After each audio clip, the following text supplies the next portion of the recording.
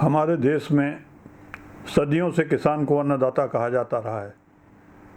क्या किसान वास्तव में अन्नदाता है? अगर इसका सही विश्लेषण किया जाए तो हम पाएंगे कि किसान खेतों में खून पसीना बहा करके हम लोगों के लिए, हम सभी के लिए अनाज उगाता है, तमाम खाद्य पदार्थ उगाता है और देश में की अधिसंख्यक जनता का पेट भरता है। लेकिन क्या किसान को उसकी मेहनत का, उसके परिश्रम का वास्तविक मूल्य मिल पा रहा है? क्या वजह है कि किसान आत्महत्या करने के लिए मजबूर है? क्या ऐसे कारण हैं जिसकी वजह से लोग खेती को अनुपयोगी व्यवसाय समझ करके छोड़ रहे हैं? इसमें अगर लोगों की भागीदारी तय की जाए तो जहां इसमें राजनेताओं की, अधिकारियों की, समाज के कई वर्गों की भागीदारी है, वहां हम पत्रकारों की भी भागीदारी कम नहीं है। जो टमाटर का मूल्य 5 रुपये किलो बढ़ जाने पर या प्याज का मूल्य 10 रुपये बढ़ जाने पर आईडी लेकर के दिल्ली की आज़ादपुर मंडी पहुंच जाते हैं और वो टमाटर उठा करके दिखाते हैं कि ये वो टमाटर है जो 5 रुपये महंगा हो गया है, आपकी थाली में नहीं पहुंचेगा। और पूरे देश को ऐसा मालूम देने लगता है कि साहब इतने देश में अब जो है लोगों को खाने के लाले पड़ जाएंगे और इतनी महंगाई आ गई है कि जिसको देश की जनता बर्दाश्त नहीं कर पाएगी। वो कभी ट्रैक्टर के टायर की दुकान में नहीं जाते हैं, वहाँ नहीं देखते हैं कि साहब इस किसान के ट्रैक्टर में जो टायर लगता है उसकी कीमत 30 से 40% बढ़ गई है। कभी डीजल के पेट्रोल पंप पर नहीं जाते हैं कि डीजल की क्या कीमत है इस समय। कभी बीज की दुकान में या खाद की दुकान में नहीं जाते हैं कि कितने मूल्य पर उसको खाद या बीज मिल रहा है। कैसे वो टमाटर की कीमत बढ़ने से रोकेगा, कैसे वो प्याज की कीमत बढ़ने से रोकेगा। नतीजा ये है कि साहब सरकार ने, व्यापारियों ने, सब ने कृषि के उत्पादन पर पूरी तरह से बंदिशें लगा दी और ये कह दिया कि साहब इतनी ज़्यादा सी कीमत में वो किसान का प्रोडक्ट नहीं बिकेगा। आप समर्थन मूल्य गेहूं का तय कर रहे हैं कि साहब 1650 रुपये कुंटल गेहूं बिकेगा। आप ट्रैक्टर का समर्थन मूल्य क्यों नहीं तय कर रहे हैं?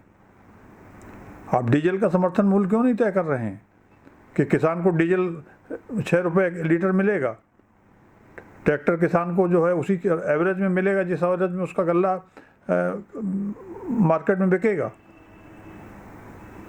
आप आंकड़े उसके देखिए कि जो प्राइमरी का, जूनियर हाई स्कूल का जो टीचर था उसकी तनख्वाह में पिछले 30 से 40 सालों में 77% की बढ़ोतरी हुई है, जबकि कृषि उत्पादन में ये बढ़ोतरी बहुत मामूली है, मुश्किल से 10 से 15% है अगर एवरेज निकाला जाए। सरकारी कर्मचारी जो आज से 30 साल पहले 300 रुपये महीने वेतन पाता था, आज उसका वेतन 40-50 हज़ार रुपये है। किसान का गेहूँ जो मुख्य प्रोडक्ट है किसान का, वो आज से 30 साल पहले अगर वो 3 रुपये किलो बिकता था तो आज वो 16 रुपये किलो बिक रहा है। और वो 16 रुपये किलो भी उसको किसान के घर तक नहीं पहुंच पाता है। उसमें इतने बिचौलिए, आढ़तिए, इतनी बाधाएं हैं कि वो किसान के घर में पहुंचते पहुंचते वो 16 के बजाय वो 12 रुपये रह जाता है।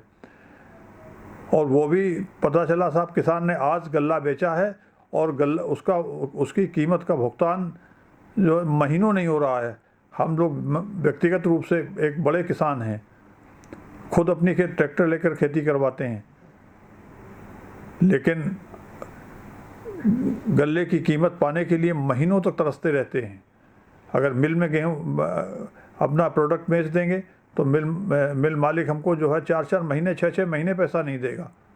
हाँ, अगर मार्केट में हम बेचने के लिए निकल जाते हैं कि हम खुलेआम उसको बेच दें तो साहब उसमें तमाम बाधाएं हैं कि साहब आयकर विभाग उसमें आड़े आ जाएगा कि आपने साहब उसको ऐसी जगह नहीं बेचा जहाँ जिससे उसकी टैक्स की रसीद मिलती है आपको, आपने जो है कि ओपन मार्केट में बेच डाला उसे।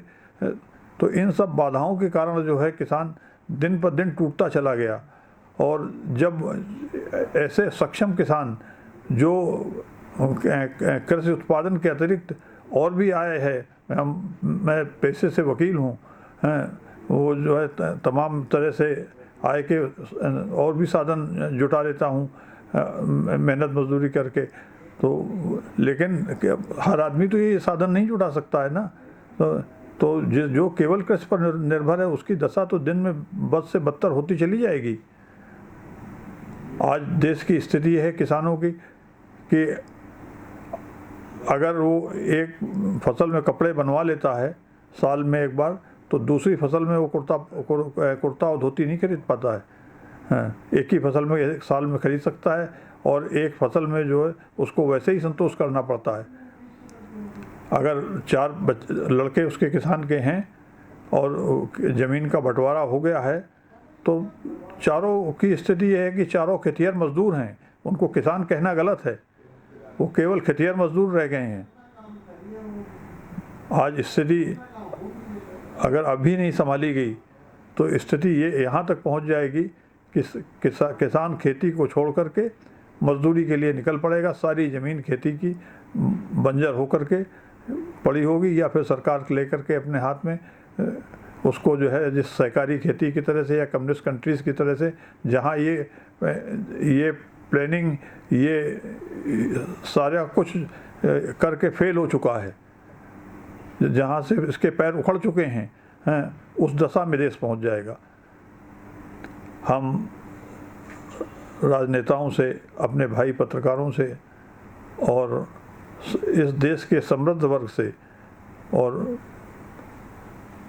मीडिया से, सभी से अपील करते हैं कि सबको इसमें आगे बढ़कर हाथ बटाना होगा और देश की मुख्य अर्थव्यवस्था जिस पर टिकी हुई है उसको हमें बनाए रखना होगा, उसको खड़ा रखना होगा और किसान को भी हमें जीवित रखना होगा, उसको सही सलामत रखना होगा, उसको मजबूत करना होगा।